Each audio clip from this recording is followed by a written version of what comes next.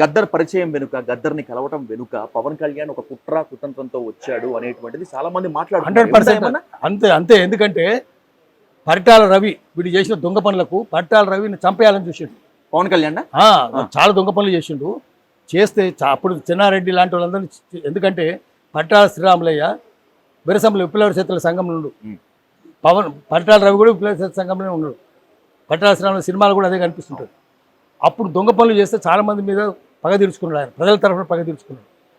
తీర్చుకున్నప్పుడు దీన్ని కూడా చేస్తానని భయపడి చెగువీరా బొమ్మ పెట్టుకొని గద్దరన్న దగ్గర పోయి, అన్నా నేను చెగువీరా భక్తుల్ని, నేను విప్లవకారుని కావాలనుకుంటున్నా, నేను అది ఇది అని చెప్తే గద్దర్ నమ్మిస్తారు కదా జనమందరిని.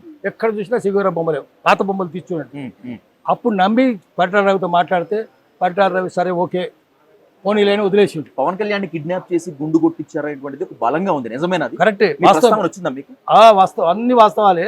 అప్పుడు చేసే చూతులు ఒకటి కాదు, ఎన్ని పనులు చేసిండు. ఇప్పుడు 5 పిల్లలు అంటున్నారు కానీ 50 మందిని చేసింటాడు. ఎంతమందిని చేసినో తెలియదు. అందుకని ఇటువంటి అన్ని దొంగ పనులు జరిగిన ఎందుకు గుండు కొట్టించారు, ఎందుకు పట్టుకపోయినరు, ఎందుకు చంప చూసిండ్రు, పరిటాల రవికి ఎందుకు కోపం వచ్చింది, ఎందుకు గద్దర్ దగ్గరికి వచ్చి కాలు మొక్కిండు, ఎందుకు నువ్వు బొమ్మలు చూపించిండు, నువ్వు కారిచ్చినవా, అబద్ధాలని చెప్తున్నావు. చచ్చిపోయినాక ఇటువంటి మా కూతలు కూస్తే గద్దర్ అపచారం అవుతుంది.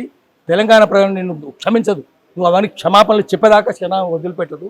ముందు నిన్ను నువ్వు సంస్కరించుకో. నీకు చదువే లేదు, చంద్రబాబుకు చదువు లేదు, ఈయనకు చదువు లేదు, శీలం లేదు, సంస్కారం లేదు. నువ్వు మాట్లాడతావు గద్దర్ గురించి. గద్దర్ కాలి గోటి కూడా సరిపోరు, మీరు ఇద్దరు సరిపోరు. గద్దర్ కాల్చినాడు వాళ్ళ ఇంటనే వీడు తిరుగుతున్నాడు. నువ్వు గద్దర్ ఎట్లా మాట్లాడతావు? గద్దర్ చంద్రబాబు ఎట్లా తిరుగుతున్నావా లేదా? గద్దర్ని కాల్చిన చంద్రబాబు నాయుడు ప్రభుత్వమా కాదా చెప్పానండి.